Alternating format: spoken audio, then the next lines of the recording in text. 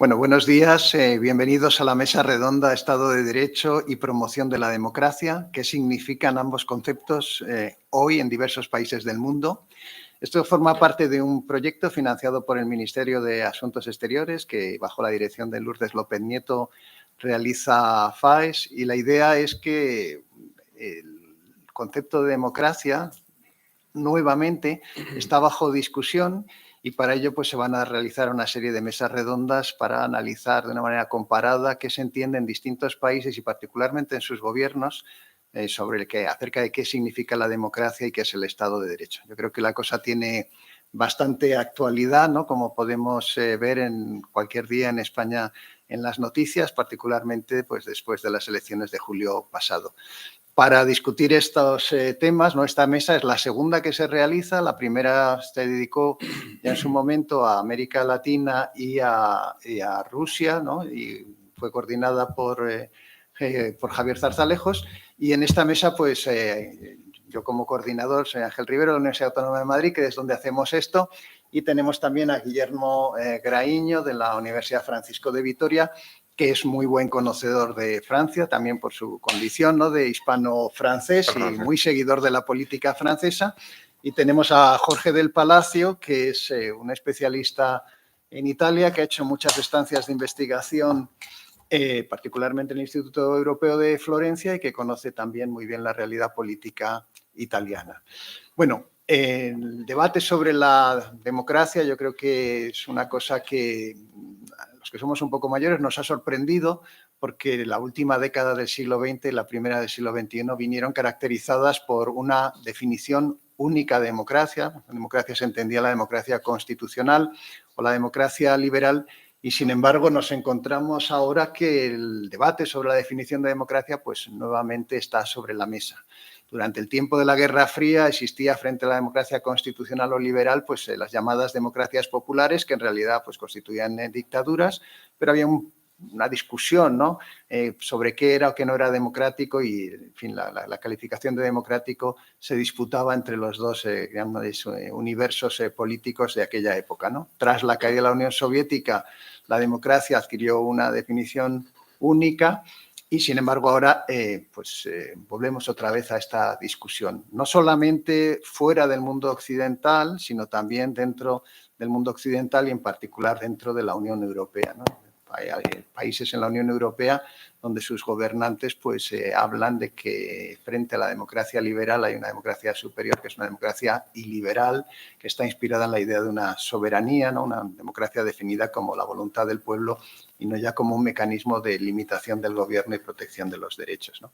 Yo creo que esto queda ejemplificado de la mejor manera, ¿no?, en la declaración conjunta ruso-china de Xi Jinping y Vladimir Putin del 4 de febrero de 2022, donde, bueno, voy a leer aquí un trocito antes de dar la palabra a nuestros participantes, ¿no?, donde estos dos autócratas definieron la democracia de esta manera, ¿no? La democracia es un valor universal y no el privilegio de un número reducido de estados, y su promoción y protección es una responsabilidad común de la entera comunidad mundial. La democracia se ejerce en todas las esferas de la vida pública dentro de un proceso nacional que refleja los intereses del pueblo, su voluntad, protege sus derechos, satisface sus necesidades y defiende sus intereses.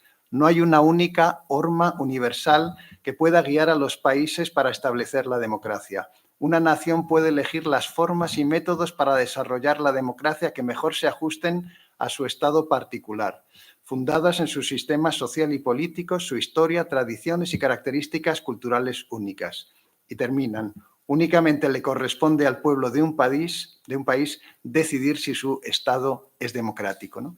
Yo creo que esto señala, ¿no?, una relativización importante del concepto de democracia y la adjudicación del calificativo de democrático, de acuerdo con esta doctrina, pues a cualquier sistema político, ¿no? Porque aquí, en este caso, estos autócratas se convierten ellos mismos en los portavoces del pueblo que define la democracia, ¿no? Entonces, bueno, mi primera pregunta para Jorge del Palacio, yo creo que esto nos vuelve a una discusión antigua, ¿no?, pensando en Giovanni Sartori, ¿no?, y su defensa, ¿no?, de que existía un único concepto de democracia, y otros autores, ¿no?, más bien orientados hacia la izquierda, que definían la democracia de una manera pluralista, ¿no?, como Sylvie Macpherson o David Hell, ¿no?, ¿Qué piensas tú sobre este debate? ¿Tú crees que todavía podemos sostener que hay un único tipo de democracia o debemos aceptar este pluralismo relativista en relación a las democracias? Bueno, buenos días. En primer lugar, muchas gracias a la Fundación FAES por organizar este acto, a Lourdes López Nieto, que lo dirige, a Ángel Rivero, que lo modera. Es un placer volver siempre a casa, ¿no? Donde nos doctoramos y, bueno, de vez en cuando pues está bien renovar el compromiso con esta institución. Bueno, lo que es interesante, como has hablado de Giovanni Sartori, es que hubo un tiempo, ¿no?, a partir de los 90, donde el concepto de democracia, bueno, parece unívoco, y un montón de libros como La teoría de la democracia, etcétera, pues parecían que ya no tenía sentido volver a leerlos, ¿no? Porque parece que hablaban de un mundo pues, que no existía, porque la preocupación de Giovanni Sartori, claro, era la de delimitar y circunscribir muy bien el concepto de democracia liberal frente a lo que delante se llamaba democracia popular, ¿no? Es decir, que había dos conceptos de democracia en disputa y toda la teoría política lo que trabajaba era para definir muy bien qué era democracia liberal como el único modelo de democracia válido. Y lo curioso es que hoy volvemos a leer esos libros y tienen completa validez. O sea, hay que volver a rescatarlos porque estamos de nuevo en un debate en el cual cuando uno dice, bueno, yo soy demócrata, pero ahora hay que preguntar, pero ¿de qué tipo de democracia me estás hablando, no? Porque, bueno, ¿cuál es el...? O sea, tenemos que volver a preguntar, bueno, pero en esa democracia, ¿cuál es el papel de las libertades? ¿Cuál es el papel del pluralismo? ¿Cuál es el papel de la soberanía? Porque nos encontramos con que hay conceptos de democracia en los cuales, en vez de precisamente apoyarse, ¿no?, en los derechos individuales, en la separación de poderes, el pluralismo como elementos indispensables, está emergiendo un concepto de democracia que se enfrenta precisamente a esos elementos, ¿no? O sea, que ve el pluralismo no como un elemento enriquecedor, sino como un elemento erosionador, ¿no?, de una voz homogénea del pueblo, que ve todos los mecanismos de separación de poder no como salvaguardas y garantías, sino como problemas a la hora de poder desarrollar, como se dice, la soberanía plenamente, ¿no? Entonces, estamos en un momento, yo diría, trágico políticamente, pero muy interesante desde la ciencia política. Guillermo, ¿tú tienes alguna cosa que decir sobre esta discusión, sobre la Bueno, definición única de democracia y la vuelta del pluralismo en la definición de las democracias? sí, bueno, obviamente lo que nosotros llamamos democracia liberal tiene un cierto eclecticismo, ¿no? Entonces siempre hay una posibilidad teórica de eliminar uno de los elementos y decir la verdadera democracia es esto, este paquete, sin esto, esto y esto otro, ¿no? Pero si os acordáis, Ángel y Jorge, pues en finales de los 90, todavía a principios de los 2000, precisamente los departamentos de ciencia política, cuando había terminado la Guerra Fría, había un debate importante respecto a si la democracia auténtica era la democracia directa o la democracia participativa, ¿no? Yo me acuerdo cuando nosotros hacíamos el doctorado aquí, pues había una proporción muy importante de alumnos, una proporción muy importante de proyectos de investigación, adjudicados, etcétera, que se dedicaban a darle vueltas precisamente a si no estaremos viviendo en una engañifa, ¿no? Porque la democracia auténtica es la democracia directa, ¿no? Entonces, bueno, esta pulsión ya estaba un poco antes en el mundo académico, ¿no? Lo que ha cambiado, en mi opinión, es que, claro, ahora esto ya no se dedican los académicos a estas ideas, sino los políticos. Y a los políticos esta idea de que ellos sean prescindibles y de que todo se canalice por referéndums, pues no les ha acabado de convencer, ¿no? Entonces, bueno, pues mantienen la idea, pero sencillamente son ellos los que representan este pueblo verdadero en lugar de los referéndums o la participación o lo que fuera, ¿no? Claro, es verdad que cuando los padres de la democracia moderna pues empiezan a diseñar los regímenes que vivimos hoy, en el fondo, ¿no?, pues tiene muy presente el ejemplo antiguo, ¿no? El ejemplo antiguo y la imagen que tiene la democracia en la historia del pensamiento hasta muy recientemente, ¿no? Esta imagen es la de que la democracia es un régimen profundamente inestable, imposible de controlar, donde las pasiones del pueblo acaban en el desastre o en la derrota o en los tiranos, ¿no? Y, claro, todos estos elementos que acompañan a la cuestión propiamente del principio de mayorías, a las democracias liberales son instrumentos diseñados para no caer en lo que parecía pues la tragedia del gobierno del pueblo, ¿no? Y es que pues, era profundamente inestable, irracional, etcétera, ¿no?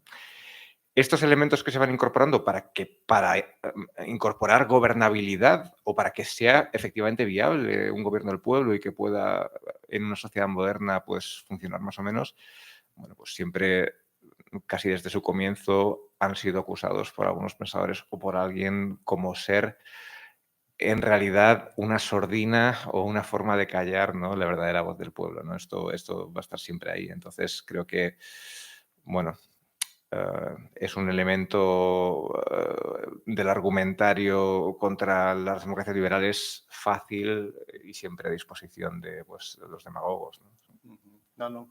Muy interesante, Guillermo. La verdad que nos abre muchas discusiones y nosotros, como tenemos que centrarnos en el tema, perdona que no las sigamos todas tus sugerencias, pero yo creo que apuntan en una dirección que es también uno de los ejes centrales del proyecto, y es la cuestión del Estado de Derecho, porque aquí, en lo que has dicho, en estas cautelas, ¿verdad?, en estas críticas que se hace a la democracia liberal, está justamente en el núcleo, ¿no?, la idea de que la democracia liberal es un gobierno moderado, es un gobierno limitado, y ahí es donde aparece el Estado de Derecho, ¿no?, como aquellos límites infranqueables al ejercicio de una soberanía colectiva, ¿no? Claro. Yo creo que me parece que en esta nueva, no sé qué os parece, ¿no?, en esta nueva redefinición de la democracia en un sentido pluralista, pues aparece también la idea de que deben desvincularse, ¿no?, Sí. democracia y Estado de Derecho, ¿no? Si nosotros atendemos a lo que dice la Constitución española, ¿no?, pues España se constituye en un Estado social y democrático de derecho que propugna como valores superiores de su ordenamiento jurídico la libertad, la justicia, la igualdad y el pluralismo político. La soberanía nacional reside en el pueblo español, del que emanan los poderes del Estado, ¿no? Yo creo que aquí hay una vinculación en la Constitución directa, ¿no?, entre el Estado de Derecho y la idea de la soberanía del pueblo, y me parece, ¿no?, que ahora lo veremos un poco más adelante, ¿no?, quizá no tanto en los países en los que nosotros nos encontramos, pero también, ¿no?, por fuerzas realmente con mucho poder político intentan esta desvinculación, ¿no? Y el Estado de Derecho descansa, digamos, en tres pilares fundamentales, que son el respeto por la jerarquía de las normas, la igualdad de los ciudadanos ante la ley y la separación de los poderes ejecutivo, legislativo y judicial. Yo creo que en esto que ha dicho Guillermo, cuando se discute la democracia liberal en el presente, ¿no?, democracia constitucional, pues se está poniendo un poco en tela de juicio esto, ¿no? Y en relación a los países que nosotros vamos a comentar hoy aquí, España, Italia y Francia, ¿no?, pues esto, yo creo que hay una percepción en la opinión pública, ¿no?, de que estamos en un tiempo de un cierto declive democrático, ¿no? Si nosotros ignoramos, ¿no?, las críticas pluralistas a la definición de democracia y aceptamos que hay un único concepto de democracia y que sí que hay una horma que nos permite evaluar todos los países, ¿no?, pues inmediatamente nos dirigimos a los índices internacionales de democracia, ¿no?, bueno, de Freedom House, de Libertad, o de Democracy Index de The Economist, y ahí encontramos que esta percepción de cierto declive democrático, pues aplicado a estos países de los que vamos a hablar hoy, no resulta tan evidente, ¿no?, porque, digamos, de una manera relativa en relación a lo que ocurre en el resto del mundo, pues estos países siguen teniendo una alta calidad democrática, ¿no? Creo que es muy interesante. En el índice de Freedom House del 2003 señala que el país más libre de estos tres, de Francia, España e Italia, es justamente Italia, lo cual contradice en cierta medida cierta, digamos, estado de la opinión pública española. Aunque si vamos al Democracy Index de The Economist, pues vemos que Francia y España cierran la lista de las full democracies, son el número 24, ¿no?, con la misma puntuación, justo raspando, ¿no?, porque realmente hay un umbral que es los 8 puntos que señala el ser o no una full democracy, y España y Francia están en el 8.07. O sea que, y también una cosa interesante, el desempeño de España desde 2006 ha sido declinante en su calidad de la democracia. O sea que ahí, sin haber abandonado la full democracy, salvo, curiosamente, en el año 2021, donde España pasó a ser una democracia defectuosa, justamente cuando se había formado un gobierno de aquellos que iban a regenerar la democracia y mejorarla. No es la única vez que España, desde que se creó el índice, estaba fuera de las full democracies, lo cual es interesante. Francia también ha estado mucho tiempo fuera de las full democracies, particularmente por sus leyes antiterroristas. Y Italia tiene una calificación más modesta de un 7,69, lo cual hace que al no alcanzar el 8 pues sea una democracia defectuosa, pero sin embargo está muy cerca del umbral, ¿no?, que le permitiría ser una democracia plena, ¿no? Entonces, bueno, quería saber si esta yo creo que esta percepción extendida en España, incluso aquellos que están digamos, en el oficialismo, pues perciben, ¿no?, que hay una sensación de declive democrático. Y ahora vamos a empezar con Guillermo. Sí. ¿Existe algo parecido en Francia o no? Sí, bueno, en primer lugar porque en el mapa político francés, digamos que los argumentos revisionistas cada vez tienen un papel más importante en la opinión pública, ¿no? Es decir, que la visión más o menos oficialista o ortodoxa de lo que es una democracia liberal es dudada por más porcentaje de población francesa de lo que es dudada por la población española. Eso estoy convencido y completamente seguro, ¿no? Dicho esto, es verdad que hay algunos elementos estructurales en Francia, en el sistema francés, que hace que esta acusación a la democracia liberal de ser contramayoritaria, ¿no?, pues tenga una particular intensidad en Francia, ¿no? En primer lugar, bueno, particularmente desde la Quinta República y desde pues, el régimen instaurado en el 58, ¿no? En primer lugar, porque, bueno, pues por la famosa cuestión, que no es por el elemento liberal, sino por el elemento republicano, de que el presidente pues, es una figura con demasiadas atribuciones o con unas atribuciones llamativamente omniabarcantes para un sistema democrático, ¿no?, por así decir. Pero sobre todo por la cuestión de acabar con la proporcionalidad y hacer el sistema a dos vueltas, ¿no? Porque, en mi opinión, psicológicamente, eso, bueno, claro, los electores son muy específicos en sus preferencias, una primera vuelta y tal, pero casi todos votan en una segunda vuelta contra el candidato que no quieren ni locos que llegue al gobierno, ¿no? Entonces, es verdad que esto psicológicamente produce una impresión en la gente de que no votan a quien quieren, que hace que los presidentes, muchos de ellos, sean bastante impopulares, ¿no?, de media más impopulares que los españoles, ¿no? Aunque ahora Macron no está muy mal, ¿no?, por lo que muy mal para lo que es Francia, ¿no? Por lo que vi tenía ahora mismo un 29-28% de aprobación, ¿no? No obstante, bueno, pues para que os hagáis una idea de lo importante que es para ser presidente en segunda vuelta el voto que uno pues acumula de aquellos que no quieren bajo ningún concepto que el contrincante llegue al poder. Chirac en el año 2002 ganó la segunda vuelta con un 82%, pero pasó a la segunda vuelta con un 20% de los votos. Es decir, cuando Chirac ganó en el 2002, fue un presidente que había tenido un 20% de votos en la primera vuelta, ¿no?, y que fue súper impopular después a lo largo de su mandato, ¿no?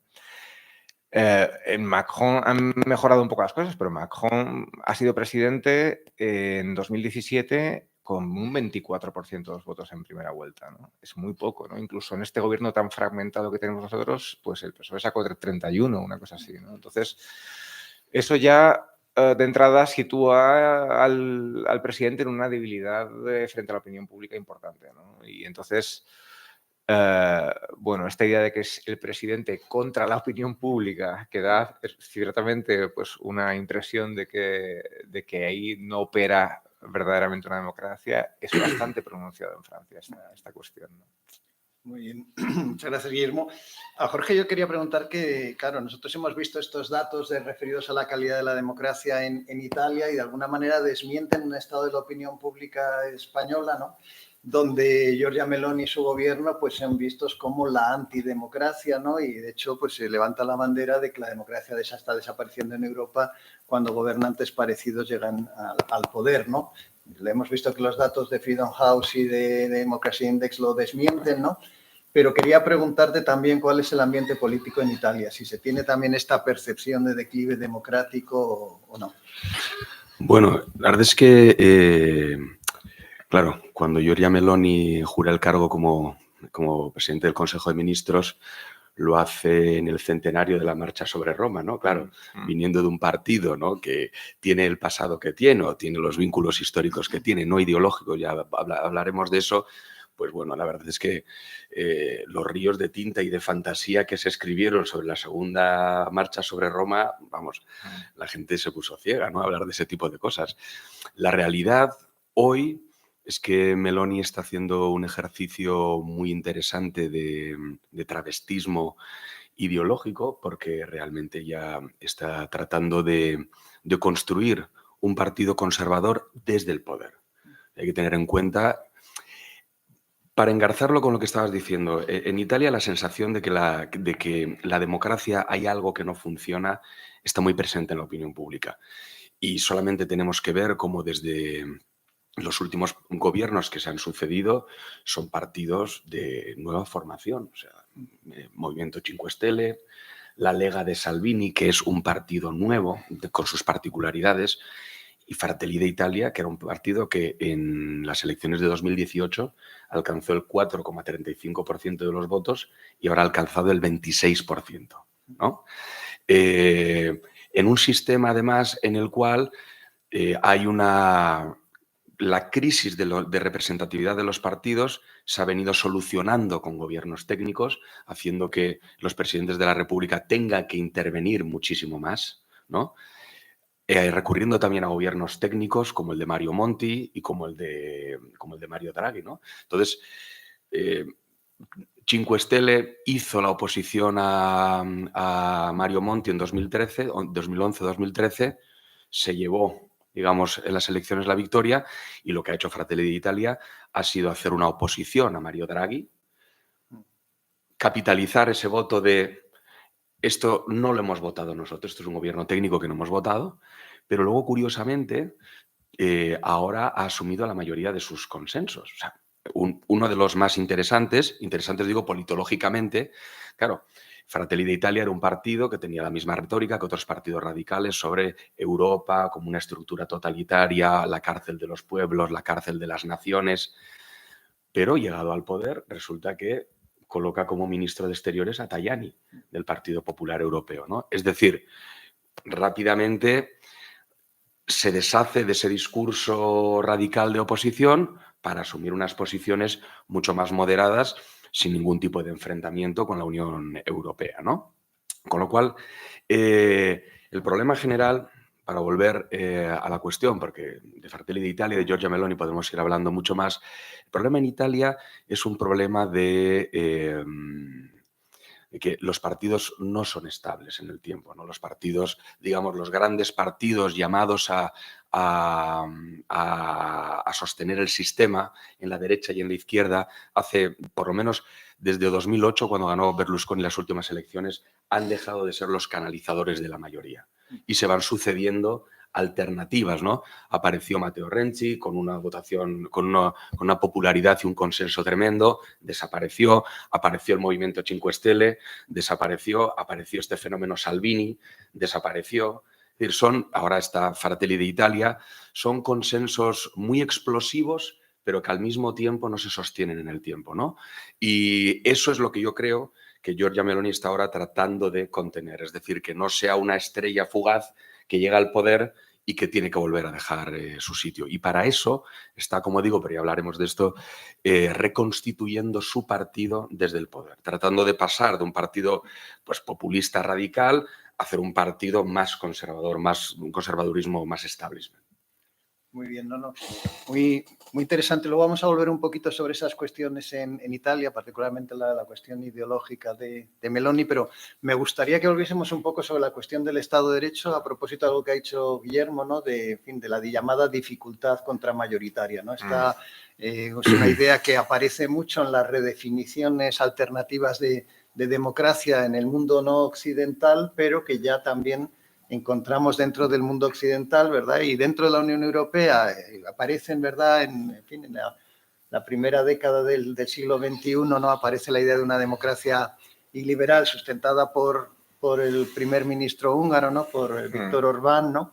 Pero que también tú has señalado cómo esto no es tanto una novedad en el terreno académico, porque de alguna manera en la academia, con el hundimiento de la Unión Soviética, apareció una idea de reformar la democracia liberal en un sentido mejorado, que era justamente acabar con estos límites a través de la discusión de la democracia participativa. Y Y yo creo que esta cuestión, ¿no?, de lo contramayoritario no solamente aparece en el mundo académico, aparece en la frontera oriental de la Unión Europea, sino que lo tenemos aquí también en casa, ¿no? Es interesante que esta es una polémica, la de, en fin, de la llamada dificultad contramayoritaria, que aparece en los años 50, 60 en los Estados Unidos de América, con la idea de que cuando el Tribunal Supremo, ¿no?, el Tribunal Constitucional de los Estados Unidos, declara inconstitucional una ley, de alguna manera se está socavando a los representantes legítimos del pueblo en su capacidad legislativa. Esta es la idea que aparece, ¿no? La idea de que, de alguna manera, un órgano no electivo está poniendo límites al ejercicio de la soberanía popular, ¿no? Es interesante que, bueno, ahora si queréis entramos en este asunto, ¿no? Pero, curiosamente, en los Estados Unidos de América, digamos que ha migrado, ¿no?, esta dificultad contramayoritaria desde el sistema judicial al sistema legislativo. Ahora lo que aparece más bien es que el sistema legislativo está legislando en un sentido contramayoritario. Yo creo que eso tiene bastante aplicación en España, ¿no? Lo digo, por ejemplo, cuando uno gana unas elecciones diciendo que va a hacer una cosa, ¿no?, y después hace la contraria, ¿no?, y afirma que esa decisión representa la soberanía nacional, ¿no? Hay una, digamos, se ha desacoplado, ¿no?, la voluntad expresa de los electores y se ha convertido ese voto, ¿verdad?, se ha utilizado con otros propósitos de una manera que puede claramente calificarse de contramayoritaria.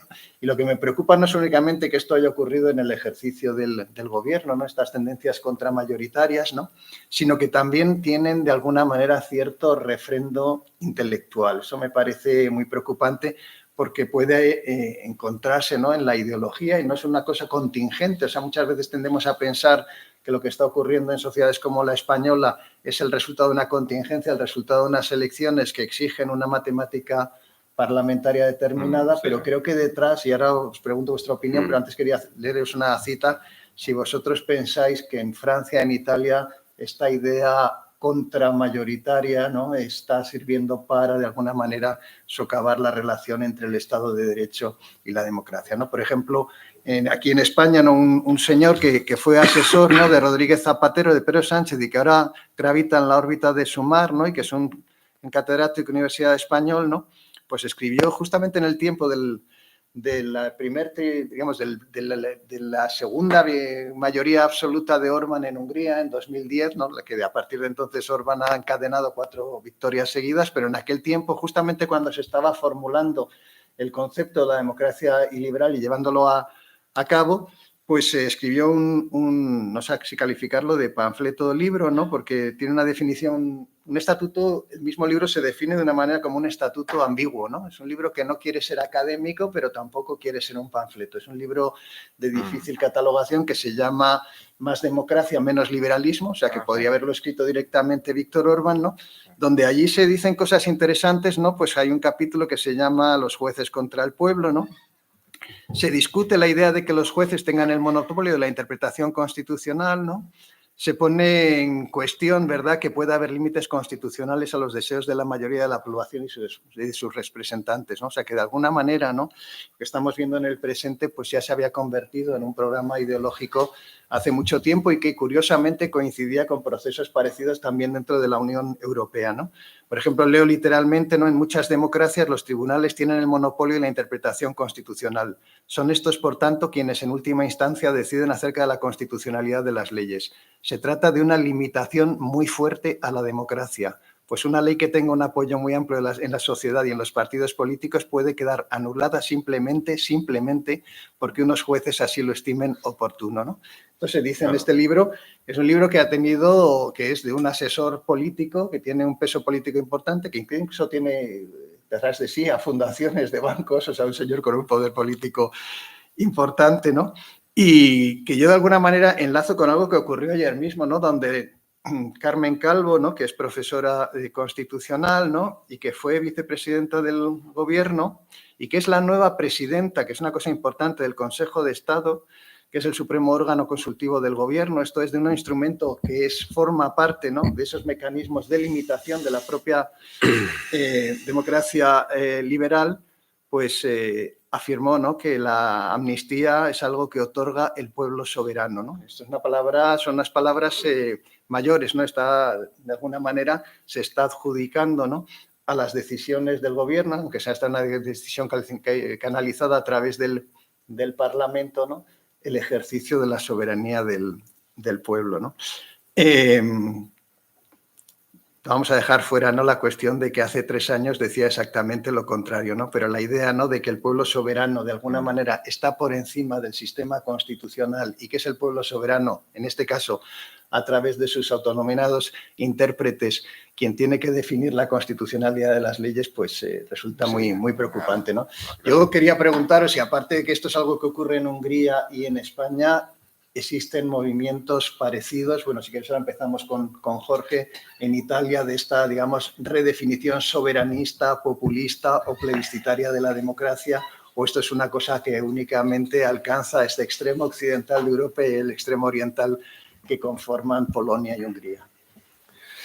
Bueno, pues en el caso de Italia es muy interesante porque yo creo que cada país expresa estas pulsiones de una forma histórica determinada, ¿no? Y ahí es verdad que, del mismo modo que Fratelli d'Italia ha realizado, o sea, un giro moderado, ¿no?, en su forma de plantearse con el mundo, es decir, que ya no utiliza toda esa retórica contra las élites globalistas, contra la Unión Europea, etcétera, pero mantiene una pequeña, o importante pulsión populista, recuperando un tema muy clásico de la derecha, ¿no?, de la derecha italiana y sobre todo de la derecha de la que viene Meloni, y es que la voluntad popular está secuestrada por los partidos, la partitocracia, ¿no? Es decir, que la democracia degenera de forma natural en partitocracia y, por lo tanto, los partidos pues, se las componen en el Parlamento para dar pie a gobiernos o leyes que no reflejan la voluntad popular. Entonces, Meloni, que lo llevaba en el programa electoral, quieren proponer una reforma, no sé cuál es el grado de avance que está, pero la idea es la elección directa del presidente del gobierno, precisamente para evitar una cuestión en la que no le falta un punto de razón, ¿no? Es decir, la derecha italiana lo que dice es, bueno, aquí el PD, que sería aquí el PSOE, nadie sabe cuándo ganó una elección por última vez, pero siempre gobierna. Porque llega algún tipo de pacto y siempre cuenta presidentes de la República que vienen de esa tradición y ve con mejores ojos, ¿no? Entonces, claro, eso ha cebado la idea, ¿no?, de que la derecha italiana cree que hay un popolo di destra, pero que cuando llegan las elecciones ahí se produce una distorsión, ¿no?, por la cual nunca terminan gobernando ellos. Entonces, ahora que han llegado al gobierno, Meloni lo que quiere hacer es precisamente introducir una reforma por la cual se puede elegir de manera directa al presidente del Consejo de Ministros, que es complejo, porque claro, eso quita atribuciones al presidente de la República, ¿no? Y también para ella es un mecanismo muy interesante de compactar izquierda y derecha, porque la Constitución del 48 en Italia, ¿no?, como tiene esa valencia antifascista, claro, la izquierda la ha hecho suya, olvidando que en gran medida es objeto y obra de Gasperi y del Partido Democristiano. Pero eso sirve para compactar porque cualquier retoque de la Constitución, si per se ya era entendido como un ataque al espíritu antifascista de la Constitución, si lo hace el partido de Giorgia Meloni, ya eso, bueno, pues miel sobre hojuelas, ¿no? Pero eso a Meloni le sirve también para compactar la derecha, que es el trabajo que ella está haciendo ahora, porque ese 24%, 26% de los votos es un voto prestado. O sea, al día siguiente de las elecciones todo el mundo se preguntaba, bueno, ¿y ahora qué pasa? ¿Que toda Italia es post, neo o fascista? No es un voto prestado porque no creen en Salvini, Berlusconi ya no estaba y ya no está, con lo cual la gente de la derecha dice, bueno, pues esta señora es nueva, tendré que votarle a ella, no voy a votar a la izquierda. No hay que entender que hay gente que decide votar a la derecha y dice, bueno, pues si este es el caballo ganador, le voto ahora, ¿no? Pero ya, digamos que mientras se ha moderado en muchas cuestiones, aquí parece no renunciar. E insisto, la idea es de matriz populista también, ¿no? Pues la idea de que el pueblo no decide. O sea, con el sistema que tenemos, el pueblo no decide. Con lo cual, el pueblo tiene que elegir al presidente del Consejo de Ministros y a partir de ahí, ¿no?, se constituirá el gobierno. Muy bien, Jorge, muy interesante. Bueno, en Francia también, digamos que el sistema de partidos de la Quinta República se ve asediado en sus extremos por movimientos que también de alguna manera levantan esta idea de una democracia directa o de una verdadera democracia del pueblo. ¿Cómo lo ves tú, Guillermo? Sí, fíjate, bueno, tenía apuntado por aquí la última encuesta que salió hace un par de semanas, en la cual Rassemblement National tiene 28%, NUP tiene 24%, ¿no? O sea que las dos primeras fuerzas son la derecha radical y la izquierda radical, ¿no? Y mientras que el partido de Macron, 19%, los republicanos 11%, es decir, que vamos, republicanos y Macron suman un 30%, mientras que las dos fuerzas radicales suman un 52%, ¿no? Bastante impresionante, ¿no? Yo ahí, fíjate, una de las cosas que me parece más interesantes para ver en el futuro es hasta qué punto el partido de Marine Le Pen va a terminar su transformación de un partido de derecha radical, de extrema derecha al principio, de derecha radical después, a un partido más o menos homologable de centro derecha, que es lo que yo creo, o de derecha, sin adjetivos, ¿no? Que es lo que yo creo que está intentando, o que más o menos emprende Meloni. Exacto. E hizo Fini antes, ¿no? Gianfranco Fini, con Alianza Nacional, ¿no? Claro, aquí yo creo que Marine Le Pen lo tiene un poco más difícil que en Italia, ¿no? ¿Por qué?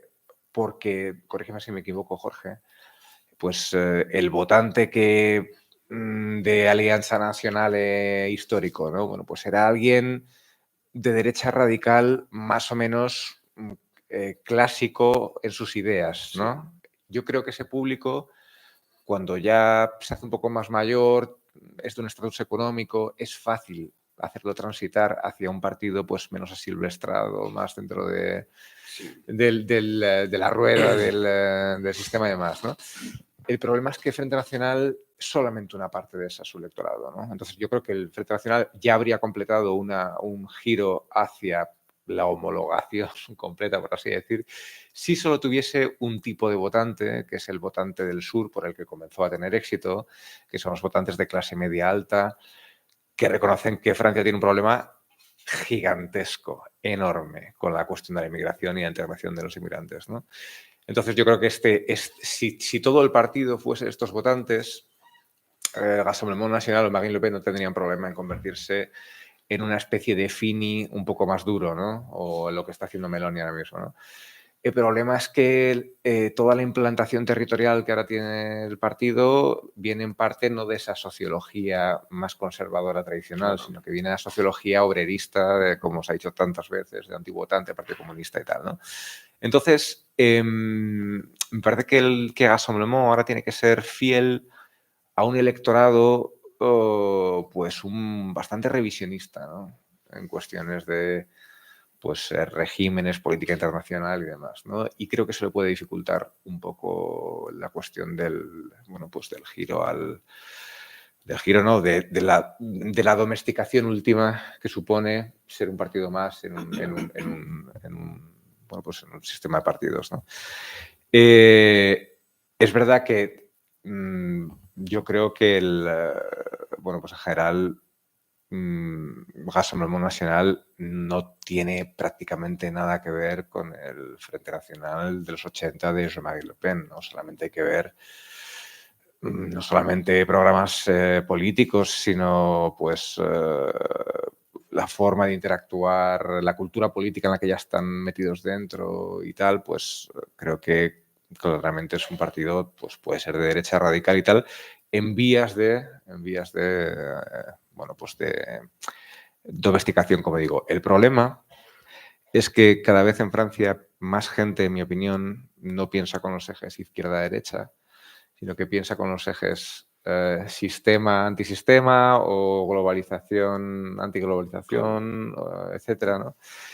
Y ese cleavage, para decir como los científicos políticos, ¿no?, es potencialmente mucho más explosivo que el cleavage izquierda-derecha, ¿no?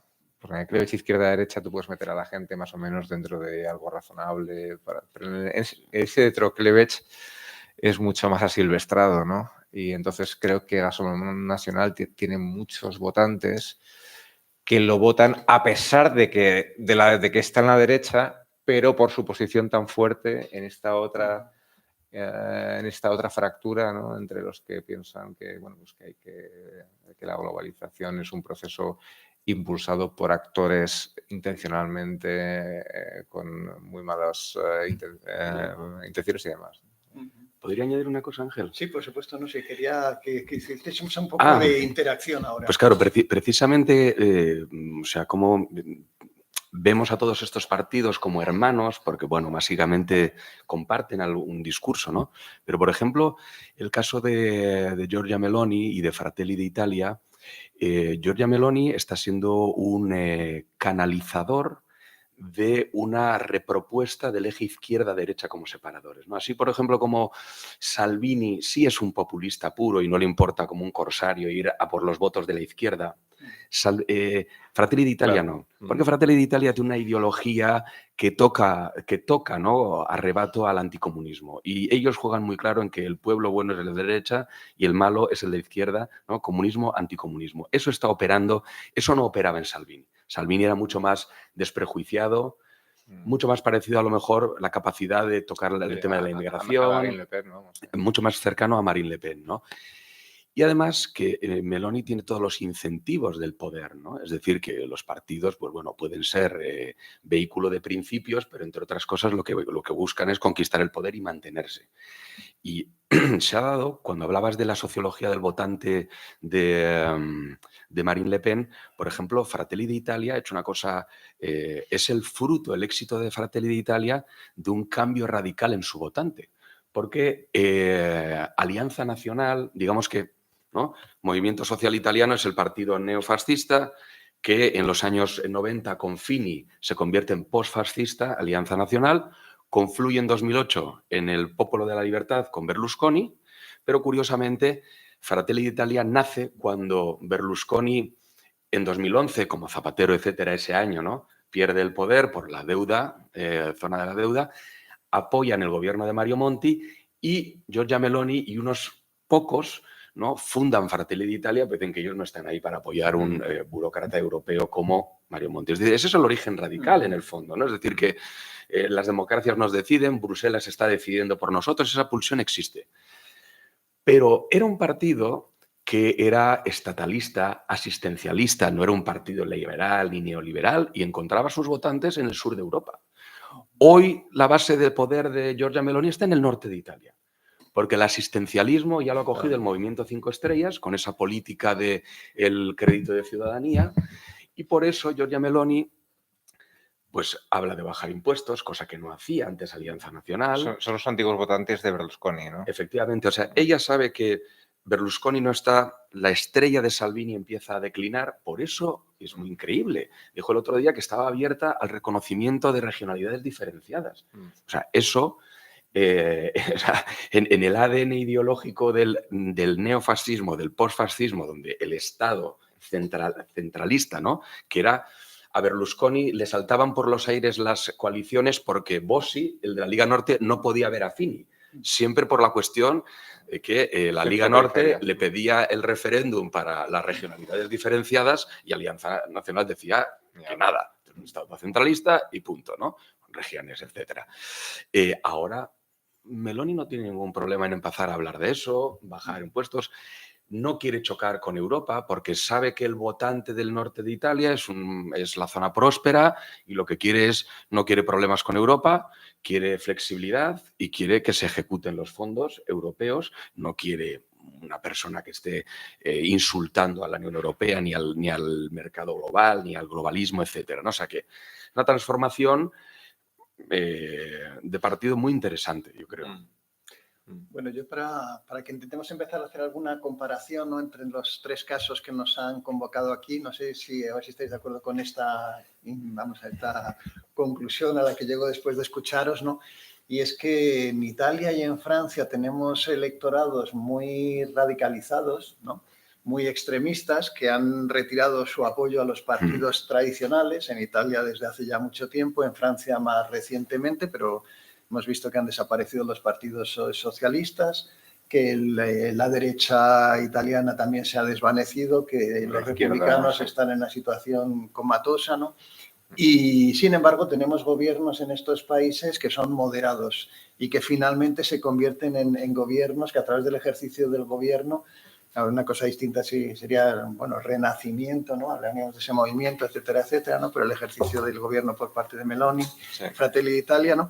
Y, sin embargo, en España yo creo que tenemos el proceso inverso, ¿no? Tenemos, después de las elecciones de julio, una gran concentración nuevamente en el voto de los dos partidos sistémicos, un deterioro muy grande, ¿no? Del apoyo electoral a los partidos extremistas, ¿no? A los partidos separatistas, a los partidos de extrema izquierda, y sin embargo tenemos una radicalización sorprendente en el gobierno. ¿Vosotros pensáis que esta comparación tiene sentido, no?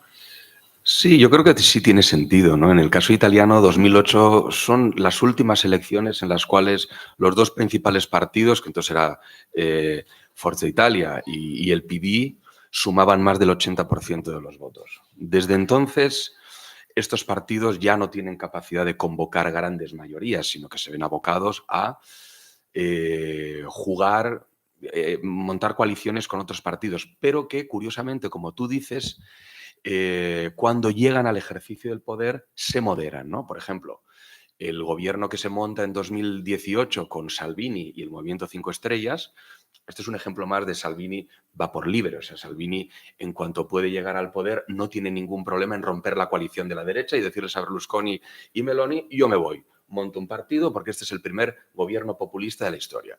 Pero luego ni hubo Italexit, ni se puso en duda el euro, es decir, mucha retórica. El problema que sucede en Italia es que ya se ha convertido en norma que el partido que gana las elecciones es aquel que deslegitima hasta los fundamentos últimos el sistema. Con lo cual, cuando llega al poder, pero se encuentra con un sistema político en el cual pues, el apoyo a la democracia, el apoyo a los partidos, los liderazgos, pues son muy magmáticos porque ellos mismos los han destruido antes de llegar, ¿no? Entonces, eso sucede ese mecanismo. Francia, bueno, yo en general, Ángel, creo que los problemas de Francia son infinitamente más graves y más profundos que los que tiene España, ¿no? Es verdad que la cuestión de Cataluña va a estar ahí siempre, ¿no? Y las cuestiones que nosotros tenemos territoriales van a ser un problema político con valles y picos, ¿no? Pero el problema de Francia está más metido en el tuétano, en el alma de la vida social, ¿no? Porque es un país completamente desintegrado socialmente, de verdad, ¿no? Y eso me parece que crea un campo de ebullición que además con la cultura política de un país particularmente explosivo, ¿no? Pues pinta un futuro, la verdad es que muy preocupante, ¿no? Sabéis que pues ha habido autores que han hecho estudios sobre la cuestión de las fracturas francesas, la sociología francesa, cómo está destruida, y que utilizan pues los mapas de voto para pintar esta división, este abismo que separa a los dos países, y es impresionante realmente, ¿no? Impresionante. Es un país dividido en su alma como no lo está España. España me parece un país bastante integrado socialmente todavía, ¿no? A pesar de las divisiones, del mal humor en la conversación política, ¿no? Entre unos y otros y tal, no tiene nada que ver con la fragmentación francesa, ¿no? Un ejemplo, en las últimas presidenciales francesas, Macron gana en las grandes ciudades de Lyon, París, Burdeos, ¿cuál más? Todos los grandes núcleos urbanos donde hay la clase media alta urbana, pues con un 80, 85, 75 en la que menos, 90, ese es su porcentaje, ¿no? Marine Le Pen gana en la mitad de los municipios de 1.000 a 5.000 habitantes, por ejemplo, ¿no? O sea, hay una ruptura del país total y absoluta, ¿no? Entonces, bueno, pues aún, por ejemplo, Jérôme Fourquet escribió el libro tantísimo éxito de los archipiélagos, ¿no? Francia ya no tiene una comunidad nacional que crea que tiene unos mismos problemas y demás, sino que tiene archipiélagos completamente separados unos de otros, ¿no? Entonces, me parece que la situación social es muchísimo más dramática, por supuesto por la cuestión de la inmigración, ¿no? Que en España, y que los españoles, a pesar de todo, tenemos una conversación todavía más viva y más activa que Francia, que es un país que ya no ya no habla consigo mismo, ¿no? Están en una cámara de vacío cada uno, ¿no? Y me parece que la vida cívica está... Bueno, esto me parece las dos cosas muy interesantes, ¿no? Porque van también, pone un poquito en solfa, ¿no? Algunos prejuicios, ¿no? En relación a la situación española y su excepcionalidad, ¿no? Porque si ampliamos un poco el análisis que vosotros habéis presentado, ¿no? Pues al Reino Unido, que es un país también que atraviesa una percepción de declive considerable, ¿no? Y una situación, ¿no? Aceptada, ¿no? De decadencia nacional, ¿no? Y también de problemas de integración social importantes, ¿no? Y hasta cierto punto, pues con políticas erráticas, ¿no? Dirigidas a la integración de sus sociedades. O si vemos a nuestros vecinos portugueses, pues vemos que también allí, de una manera sorprendente, un sistema político muy estable como era el portugués, pues también Sega ya tiene una expectativa de votos muy altos, con una posición, digamos, cercana al cordón sanitario por el principal partido del centro derecha, ¿no? El Partido Socialdemócrata. En fin, hay ahí estas elecciones de marzo que van a ser en Portugal también señalan un espacio de incertidumbre para Portugal en relación a su sistema político, su sistema de partidos que ha mutado también de una manera radical en los últimos años, ¿no? En Alemania también vemos que la derecha se encuentra con el desafío de Alternativa por Alemania, que también tiene una fuerza creciente, ¿no? Entonces, y que pasa por una crisis de identidad dentro también y que tiene fortísima, una crisis de identidad, ¿no? más una crisis, digamos, Que a ver cómo se resuelve. Importante, ¿no? Entonces, por eso quería ya leeros, ¿no? una cosita, ¿no? que ha publicado en el número de este mes de Letras Libres, ¿no? Michael Reid, que es uno de los senior editors de The Economist, ¿no? Y que tiene por título, ¿no? En algunas cosas España es diferente, ¿no? Que es interesante, ¿no? Porque hemos pintado este panorama sombrío, ¿no? De las amenazas a la democracia, ¿no? Porque finalmente nuestra fragmentación de los sistemas políticos pues son debilitadoras, ¿no? para la democracia en estos países, ¿no? Y el artículo es un artículo interesante que muestra la evolución política de España y también del Partido Socialista y de Pedro Sánchez de una manera curiosa, ¿no? Primero realza esta cuestión importante de cómo a partir de 2014 en España se fragmenta el sistema de partidos, pero curiosamente se va produciendo también de una manera sistemática, ¿no? Y continuada una nueva convergencia, ¿no? En el centro político por parte de los electores y, sin embargo, ¿verdad? El Partido Socialista pues acepta la política de bloques, que era la política populista del mensaje original de Podemos, ¿no? Dividir esencialmente la sociedad en pueblo, oligarquía y crear unas alianzas adversarias como manera de entender el poder político, ¿no? Y, claro, Red señala que lo sorprendente de esta evolución es que en cualquier otro país europeo, nos dice, ¿no? El presidente del gobierno habría sido descabalgado por su propio partido, ¿no? Bueno, en el caso de Inglaterra, pues digamos que es el grupo parlamentario que tiene la capacidad, ¿verdad?, de acabar con la carrera del primer ministro. Evidentemente aquí las reglas son diferentes, ¿no? Y califica el gobierno que ejerce Pedro Sánchez dentro de su propio partido de estalinista, ¿no? Considera que tiene un ejercicio estalinista dentro del poder político, ¿no? Pero la cosa importante es la conclusión a la que llega, ¿no? Y esto me gustaría que me dijerais algo sobre esto, ¿no? Porque de alguna manera tengo la sensación, hemos hablado, ¿no?, de cómo la democracia liberal era un concepto hegemónico de democracia, ¿no? Como de alguna manera estos libros de Sartori señalaban el estado de la cuestión sobre la democracia y ahora nuevamente en su dimensión militante se convierten en libros importantes, ¿no?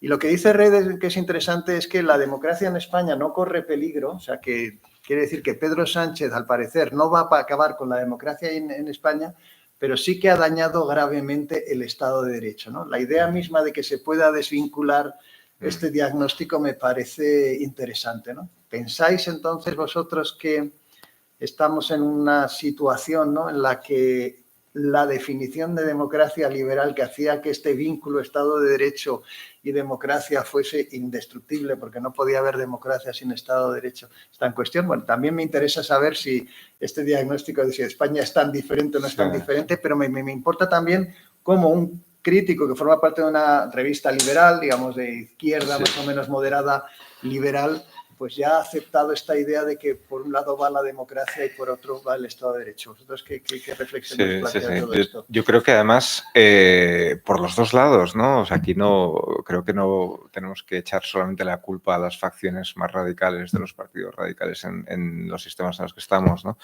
Porque por un lado es verdad que hay cada vez más gente considera que el Estado de Derecho o los añadidos que no provienen de la idea meramente democrática, pues son pues una engañifa para que no gobierne el pueblo y para que esté la élite, y que el mundo es bueno, pues el mundo en el fondo puede reducirse a una conspiración, ¿no? De unos cuantos y tal. Esta idea es venenosa bueno, pues para la democracia, porque la democracia, para funcionar efectivamente y en sociedades como las que estamos, es obviamente una democracia liberal con Estado de Derecho, ¿no? También, para ser justos, en mi opinión, hay una cierta tendencia de impregnar esto en las partes respetables, ¿no? En las partes que están dentro del establishment, una cierta tendencia a pensar que las medidas quedan justificadas o las políticas quedan justificadas ya no por un apoyo popular de fondo, sino porque son las correctas o porque son las que éticamente pues son absolutamente necesarias, ¿no? Entonces, creo que también hay un punto muy preocupante en ese lugar, ¿no? Y eso puede verse pues, en las partes más radicales, por ejemplo, no sé, del Partido Demócrata en Estados Unidos, ¿no? Que ya parece que, bueno, que la democracia no es el régimen en el que a través de mecanismos, a través de mucho cuidado y tal, pues el principio mayoritario sigue operando, sino que la democracia es sencillamente el sistema en el que se hace lo que está bien hacerse. Y lo que está bien hacerse puede ser pues derechos, los nuevos derechos, el ecologismo, el no sé qué, ¿no? Entonces, también hay un peligro por ahí en ese lado, ¿no? Pero creo que hay una escisión completamente de las dos ideas, ¿no? Y que tendríamos que volver a unirlas. ¿Tú cómo lo ves, Jorge? Bueno, yo sí creo que al menos desde que empieza esta ola populista por la izquierda y por la derecha, pues ya no sé si es 2008, 2010, 2000 tal, ¿no?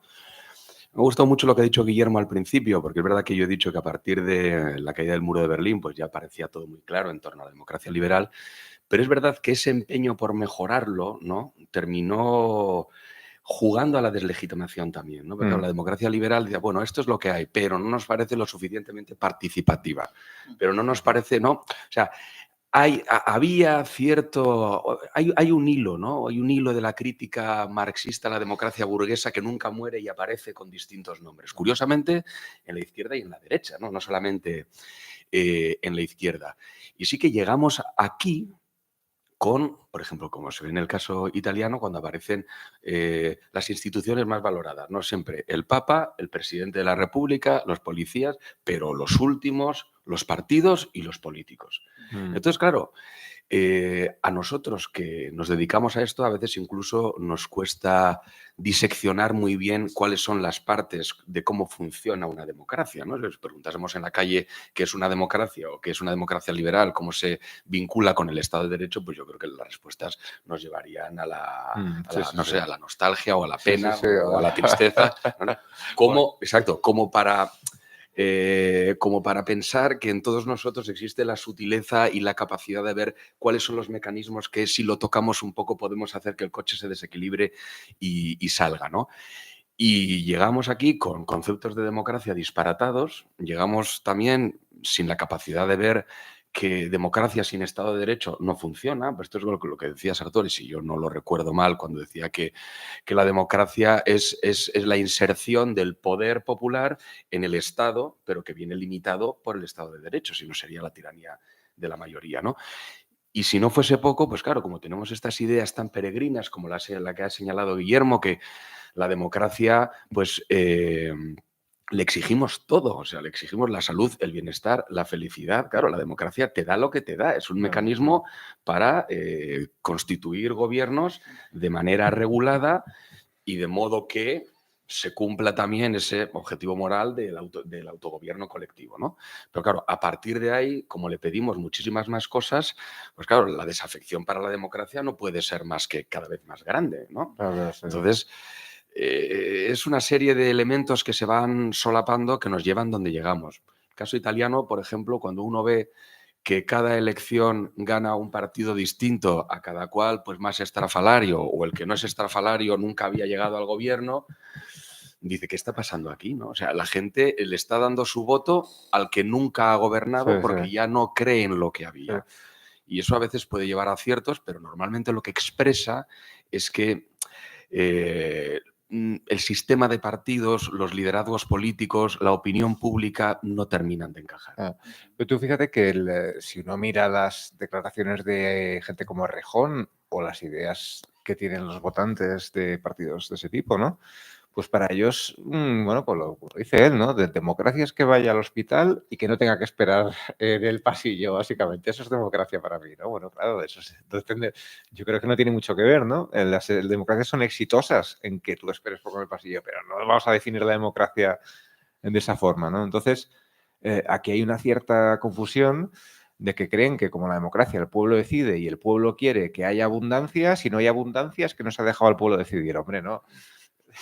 ¿No? O sea, no se tiene una varita mágica en la realidad social, ¿no? Entonces, eso, claro, eso es hipercorrosivo para una cierta apreciación de los regímenes en los que vivimos. ¿Sí?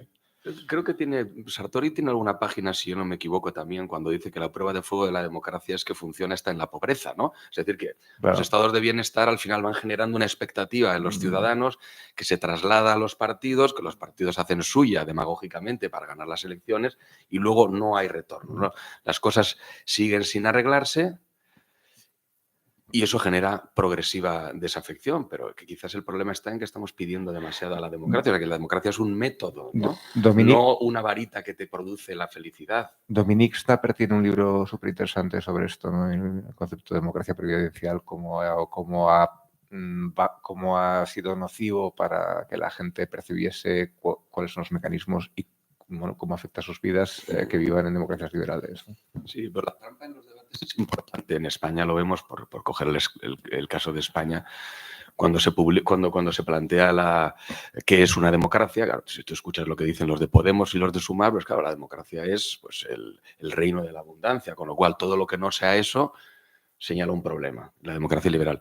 Lo mismo que cuando se enfrentan los conceptos de monarquía y república, ¿no? La monarquía es lo que ellos quieren y la república es pues la felicidad absoluta, ¿no? Pero nadie les ha escuchado decir si quieren una república presidencialista, semipresidencialista, ¿qué harían si, por ejemplo, un señor como Aznar se presenta y gana? Porque entonces, ¿qué pasa? Que el mecanismo no ha funcionado, el pueblo no se le ha escuchado. Claro, los debates están completamente intoxicados. Entonces es muy difícil, ¿no?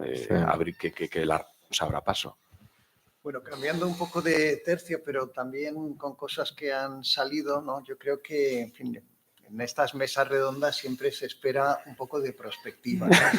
Porque se supone que el científico político pues es una especie de futurólogo y esto, bueno, ha hecho que se degrade la imagen del politólogo como un charlatán, cosa que ahora ya da lugar a divertidas burlas, ¿no? Que se pueden ver en YouTube, ¿no? Pero sí que me atrevería que si hicieseis un diagnóstico, habéis dicho algo, ¿no? Los dos, ¿no? Ahora si queréis el que prefiera empezar, ¿no?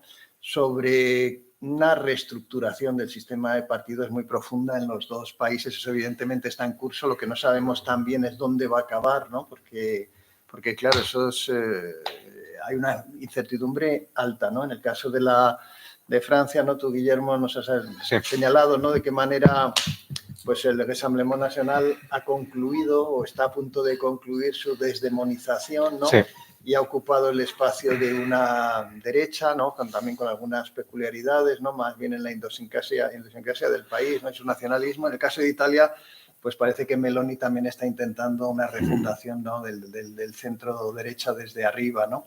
Pero aparece menos clara, ¿no? Cuál es el papel pues, de Nubes, claro. ¿No? De una izquierda que yo creo que debe calificarse de extrema izquierda, donde el Partido Socialista tiene una posición subordinada, ¿no? En algunos sitios en España estamos viendo, ¿no? Que regionalmente esa posición subordinada ya la va ocupando con gusto el Partido Socialista, ¿no? Lo cual es en sí mismo sorprendente, ¿no? En el caso de Italia, el Partido Democrático tiene un carácter distinto, ¿no? Digamos que el radicalismo ha desaparecido y, sin embargo, es un partido de centro-izquierda moderado, etcétera, etcétera, ¿no? Bueno, quería que me contaseis un poco hacia dónde va Francia, si la Quinta República va a mutar en algo diferente o no, si se puede decir algo con fundamento, ¿no? Más o menos que no señale la realidad sin hacer futurología propia de politólogo de televisión, ¿no? Y otro tanto pues para Italia, ¿no? No, yo no hago futurología en absoluto, ¿no? Sí que puedo decir que yo, a mí personalmente, lo que más expectación espero, lo que espero con más expectación y que creo que va a ser muy determinante es, en primer lugar, de aquí a las siguientes elecciones, cuál es el rumbo que va a tomar Marine Le Pen en la configuración ideológica de su partido. Creo que eso va a ser absolutamente determinante, ¿no? Y cuando se llega a las elecciones, y en parte dependiendo de eso, ¿cuál va a ser todavía el voto negativo, el voto de reacción en contra que en la segunda vuelta puede despertar Rassemblement, ¿no? Porque si nosotros nos miramos en los datos, bueno, pues el Frente Nacional y Rassemblement Nacional han llegado 3 veces a segunda vuelta, ¿no? La primera con Chirac, dijimos, acabó 81-19, ¿no? 81-19, ¿no? En la segunda con Macron, pues si no recuerdo mal, creo que lo tengo por aquí, ¿no? Pero acabó algo así, Macron ganando con 67%, ¿no? Pues sí, con lo cual ya una disminución importante, ¿no? Y en las últimas ganó con un 58%. Si hacemos la proyección tal, es que toca ya o en las próximas o en las siguientes, ¿no? Habría que ver si la alerta antifascista tiene un suelo y ese suelo de la alerta fascista ya se ha tocado y ese suelo va a estar ahí para impedir que Marine Le Pen sea presidente, ¿no? Pero está por ver, ¿no? Porque, para empezar también, porque Rassemblement National ya es parte del paisaje político francés. Es imposible estar conviviendo con un partido 40 años ya metido en las instituciones, en la vida cotidiana política del país, y seguir teniéndole miedo como se tenía antes, ¿no? Entonces, ese también ha sido un factor muy importante. Está por ver también cómo se va a tomar Macron, bueno, pues digamos que los últimos años, que tradicionalmente son los años en los cuales el presidente de la República Francesa puede hacer lo que quiera o puede hacer cosas más de espaldas a la opinión pública, porque es ahí cuando puede convertirse en impopular y hacer lo que deba para el medio y largo plazo del país, ¿no? Eso está por ver también. Porque, bueno, pues la calle en Francia ahora mismo con el gobierno está hiperinflamable. Cualquier cosa puede hacer saltar la convivencia y bueno, pues solo veo una grandísima incertidumbre porque, ya digo, los bloques de los partidos cada vez se separan más y se separan sobre cuestiones que, en mi opinión, son, bueno, más peligrosas, ¿no? que las cuestiones que separan a la eje izquierda y derecha. Un poco de futurología. Bueno, yo me acuerdo cuando los politólogos empezaron a ir a la tele, a la radio y a los periódicos, ¿no? Yo me he aprovechado de esas cosas también, uno tiene que pagar las facturas, pero 10 años, yo creo que 10 años después debemos admitir que lo de la ciencia política y la politología ya, o sea quiero decir, entraron en los medios porque se creía que ahí, ¿no?, venía el conocimiento objetivo, ¿no? Que el periodista era alguien que estaba a sueldo y que, bueno, podía decir hoy una cosa, mañana otra. Eran opiniones, ¿no? Así, con decirlo con Platón, y el politólogo venía con la doxa, ¿no? Pero bueno, ya está claro, o sea, hemos desmitificado la ciencia política absolutamente.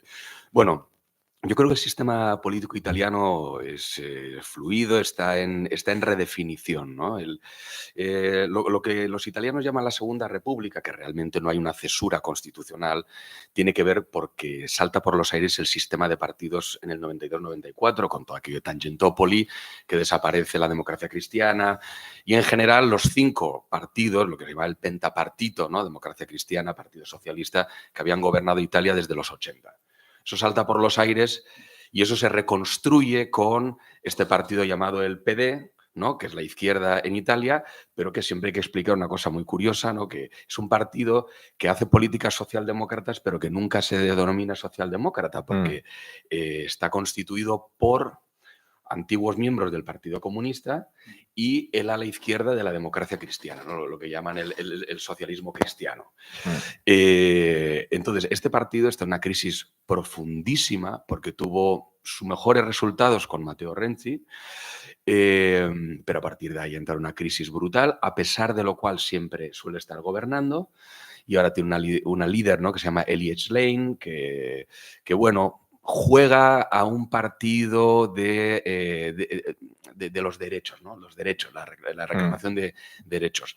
La cuestión está en que en el año 2013 se produce el final del bipolarismo que había traído derecha e izquierda, con un partido reconocibles como Partido Popular y Partido Socialista, ¿no?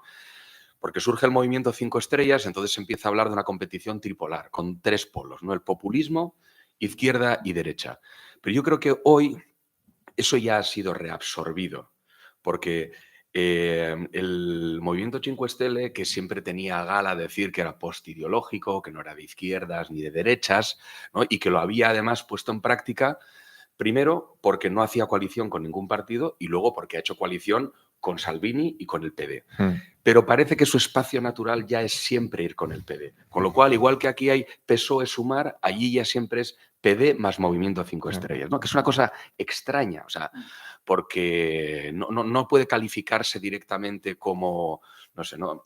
Sus líderes políticos no son como los de Sumar, que tú empiezas a ver, o los de Podemos, empiezas a ver su genealogía y te aparecen todos directamente en el Partido Comunista, en las juventudes del Partido Comunista, o anarquistas o anticapitalistas, ¿no? Esto es una cosa extraña, pero digamos que van conformando por la fuerza de los hechos lo que sería un polo progresista, mientras que en la derecha, con la salida de Berlusconi, sigue estando la Lega, Forza Italia y Fratelli d'Italia, pero yo creo que va a una configuración de, por un lado, el PD con el Movimiento 5 Stelle y por el otro será Fratelli d'Italia con la Lega.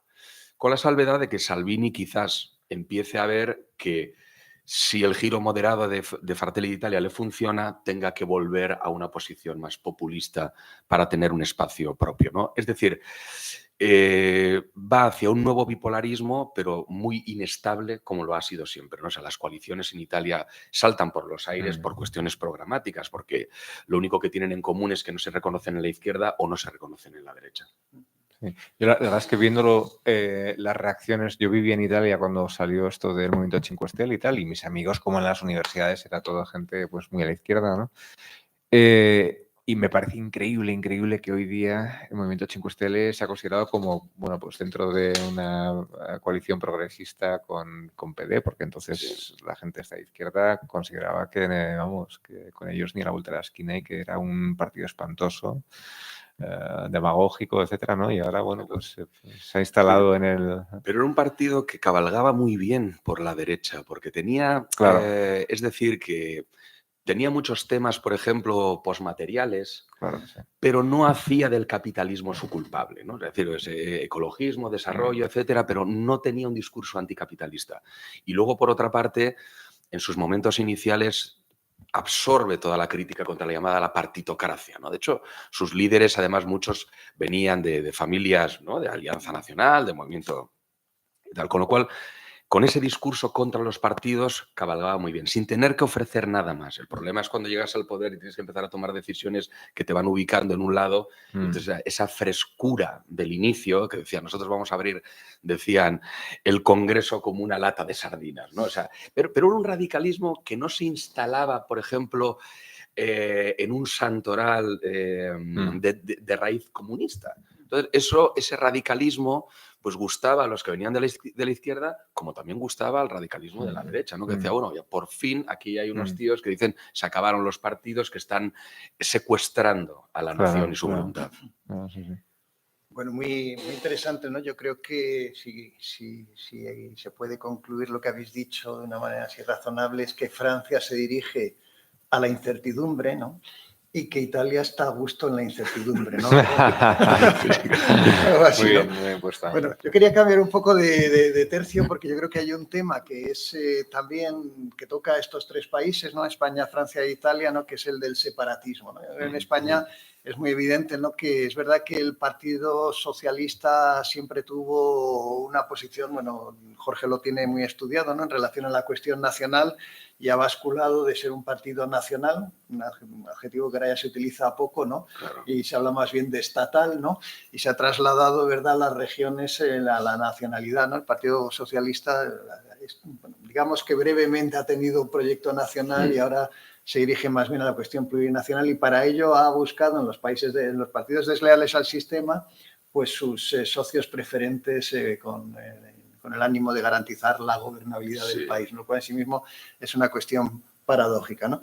Y yo creo que en Italia y en Francia más bien se ha producido el movimiento inverso, ¿no? Por ejemplo, me gustaría mucho que Guillermo primero nos hablase de la ley contra el separatismo, ¿no?, de julio de 2021 en Francia, ¿no?, y sobre todo la noción de separatismo que yo creo que en fin, que es interesante profundizar en ella porque va, en fin, va a algo que curiosamente en España es un patrimonio de la derecha, y es la idea de la nación como un conjunto de ciudadanos, ¿no?, una cosa que rechaza la izquierda española y que, sin embargo, en Francia tiene una dimensión transversal, ¿no? Totalmente. El separatismo tiene una concepción radicalmente negativa y se entiende como una amenaza directamente a la democracia, ¿no? Totalmente. El uso que la palabra separatismo tiene en la conversación pública francesa me recuerda un poco a también el uso muy particular que tiene la palabra comunitarismo en la conversación pública francesa, ¿no?, que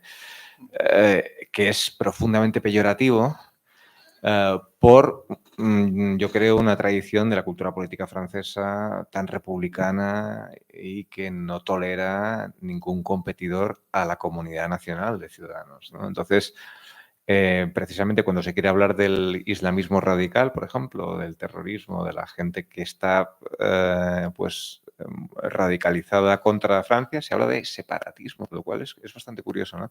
Entonces, bueno, pues Darmanin hizo esta ley para, bueno, pues según él, controlar núcleos radicales, financiación, etcétera, ¿no?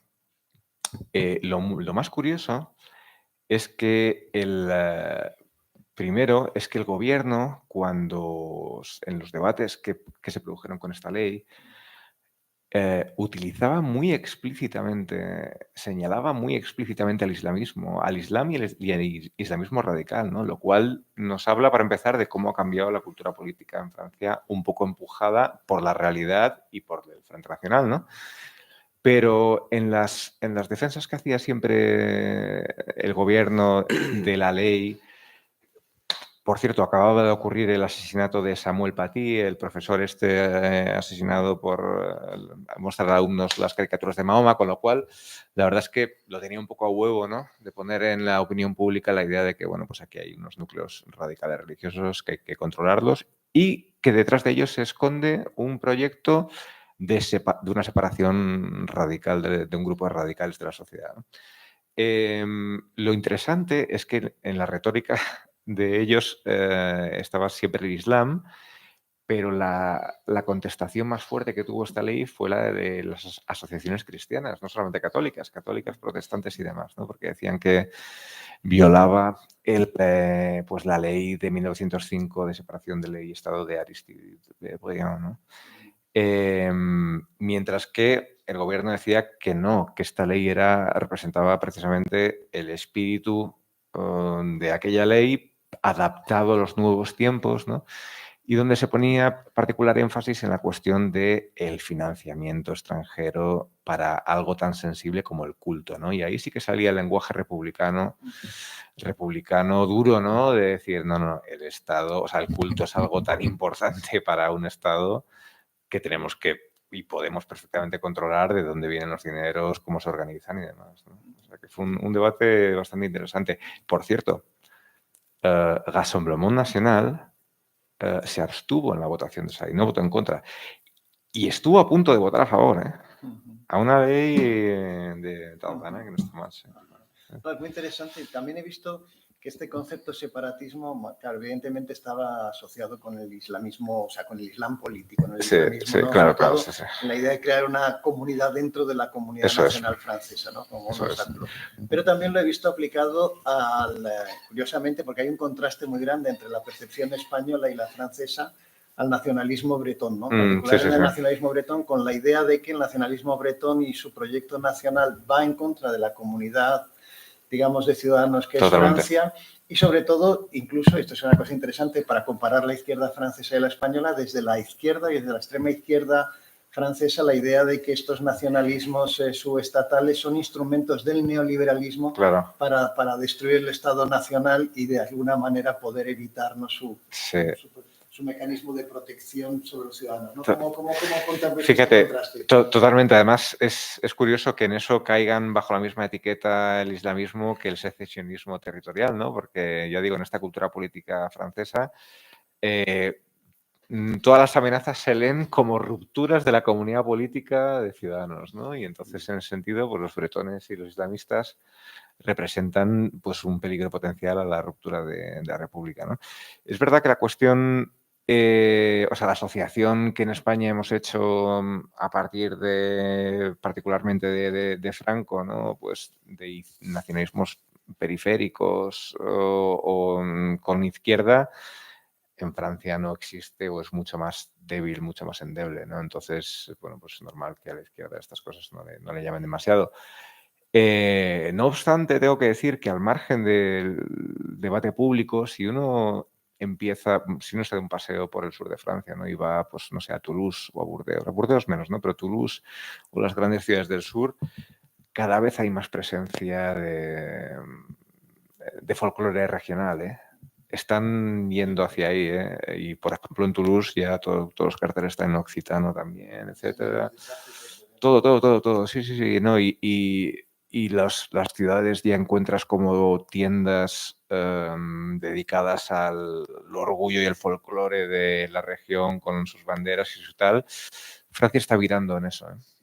Está virando. Pero aún así, con todo, digamos que lo peor para colocarse como un enemigo de la comunidad política es eso, ser un separatista. También de alguna manera ha habido una mutación, ¿no? Porque digamos que ahora suena menos la padania, en fin, este secesionismo llamado populismo, ¿verdad? Un populismo secesionista que tenían paralelos con la cuestión catalana en España. Esto parece que se ha disuelto un poco, ¿no? Sí, además es muy interesante porque, bueno, el principal partido, digamos, independentista, regionalista, federalista, porque a lo largo de su historia pues, se ha puesto sobre la mesa distintos nombres a la necesidad de el reconocimiento como unidad política diferenciada de eso que se llama la Padania, que es el norte de Italia, ¿no? Claro, el principal portavoz de eso era la Lega. Lo que pasa es que Salvini en 2013 ve un vacío en la derecha y hace un experimento que le sale bastante bien, y es que le quita, ¿no? La Lega, antes era Lega Nord, y ahora la Lega solo se llama Lega, porque él hace un nuevo partido con vocación nacional, ¿no? O sea, el ejemplo podría ser, pues, como si el PNV mañana ve que no hay una derecha articulada en España y dice, pues en adelante yo me voy a presentar en todo el territorio nacional. De todas formas, eso habrá que ver cómo termina, ¿no? Porque es un cambio muy radical dentro del partido, pero el partido sigue manteniendo su modelo original en el norte, en las regiones en las que gobierna, ¿no? Con lo cual, si mañana Salvini terminase su carrera política, no sé si le secundarían, ¿no? Digamos que la Lega Nord sigue teniendo una base territorial muy fuerte en el norte, pero fuera de ahí es el carisma de Salvini el que ha movido, ¿no? Sí. Pero desde luego que es un cambio completamente radical de vestirse, ¿no? Bossi decía, yo la tricolor la utilizo para limpiarme el culo. O sea, eso Salvini no lo hace. Pero Salvini se viste de militar italiano, de futbolista italiano, y la bandera de Italia bien presente, ¿no?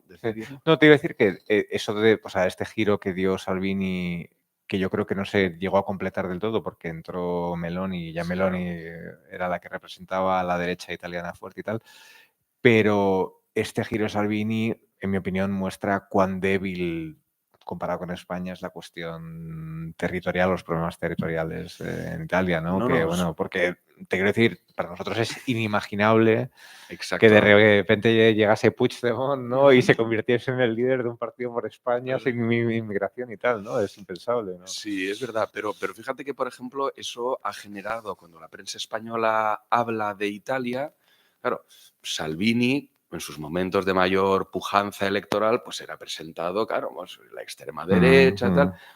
Yo escribí un artículo, este señor no dice nada que no dijese Umberto Bossi. Lo que pasa es que como Umberto Bossi lo refería a la Padania, pues ya gustaba a nuestros nacionalistas o regionalistas, lo que sea, ¿no? Basta que ahora lo mismo, o sea, el mismo lenguaje contra la inmigración, la xenofobia, etcétera, pero ya es aplicado a Italia, entonces ya es un mini Mussolini, un tal, ¿no? O sea que eso también.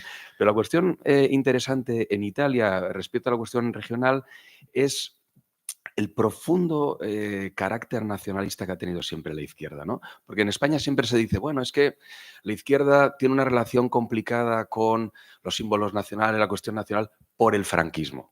Bueno, pero también en Italia ha pasado el fascismo, ¿no? Sí. Y Emilio Gentile tiene un libro sobre los discursos nacionales en Italia, no recuerdo ahora el nombre, pero es muy curioso porque dice que Togliatti, el presidente, es el secretario del Partido Comunista, dice, es el último heredero del discurso nacionalista del Risorgimento. Y hay que ver los discursos que hacía sobre Italia, Roma, el pasado. Es verdad que era una sobreactuación, porque el Partido Comunista en el campo occidental, para no ser acusado de ser un súbdito de Stalin, pues tenía que sobreactuar como nacionalista. Pero es una tradición propia, ¿no? Cuando lees a Gramsci y está fascinado con el capítulo 26 del Príncipe, ¿no? El Príncipe, para él es el partido, es el que tiene que crear una nueva voluntad nacional.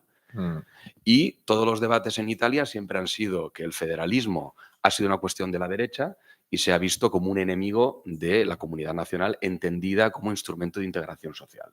Entonces, la izquierda italiana pues luego simpatizan con el nacionalismo catalán y el vasco, pero luego hacia adentro no verás nunca ningún apoyo. De hecho, me parece que, no recuerdo cuándo fue el referéndum que se hizo para una nueva federalización del Estado italiano, que lo perdió la derecha, porque se lo exigió Bossi a Berlusconi.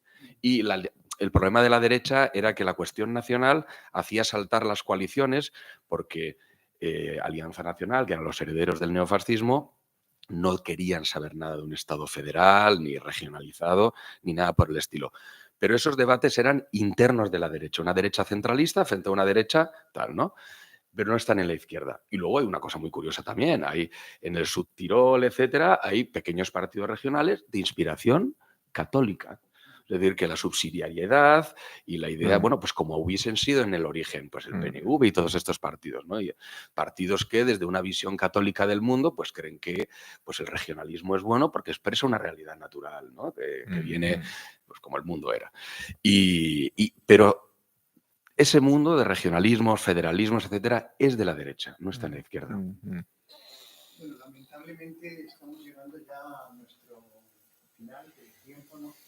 Y creo que vale la pena poner una conclusión, ¿no? Que este proyecto que dirige Lourdes López Nieto pues, está financiado por el Ministerio de Asuntos Exteriores con el propósito de promocionar el Estado de Derecho y la democracia.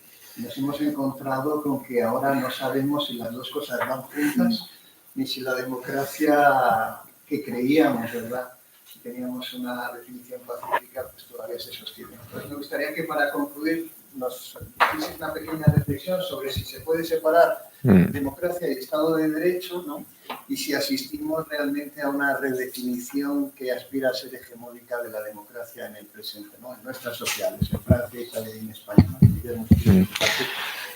Sí, creo que absolutamente asistimos a un intento de redefinición, ¿no? El problema es que yo creo que esta redefinición bueno, pues es instrumentalizada por la gente que quiere acceder al poder, etcétera, o por la gente que está en el poder y quiere ejercerlo como quiere, ¿no? Pero como quiera. Pero creo que en la práctica política, pues bueno, va a ser...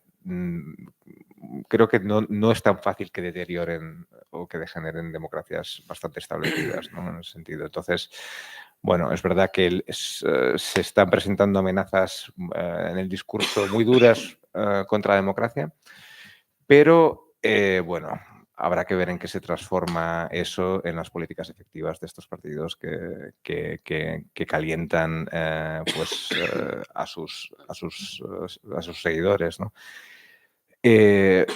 También creo que es fundamental no olvidarse de ninguna de las dos patas, ¿no? Como decía antes, ni de Estado de Derecho ni democracia, y que las dos van juntas, ¿no? Está mal quien cree que la democracia es solamente, pues eso, un dispositivo para que gobierne la mayoría y todo lo demás nos sobra.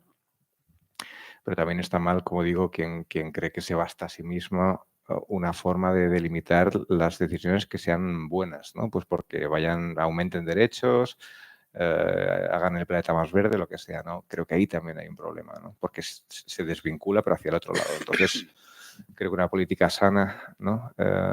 Para estos tiempos tan increíblemente difíciles, con problemas a medio y largo plazo gigantescos, ¿no? Pues es más necesario que nunca unir estas dos partes de la democracia. Bueno, por poner un punto final, yo creo que la pregunta misma de por qué nos estamos planteando si democracia y Estado de Derecho pueden ir separados, yo creo que señala la crisis del elemento liberal, ¿no?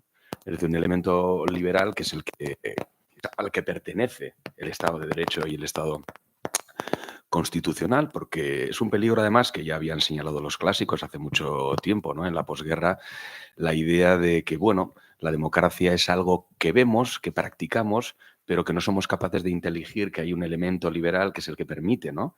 que funcione. Y como el liberalismo no tiene quien lo defienda, porque en la izquierda el liberalismo sigue viéndose como simple ideología de libre mercado, y luego quien lo defiende por la derecha abunda en esa misma idea, porque bueno, los grandes defensores del neoliberalismo, pues, oye, que en confianza te terminan diciendo, bueno, ¿no? Si es el mercado, es el soberano, ¿qué más da la política? ¿no? Entonces, claro, y esto que damos clase, pues nos damos cuenta de la dificultad que hay para hacer ver que cuando hablamos de democracia representativa, y que eso es una cosa y no lo contraria, ¿no?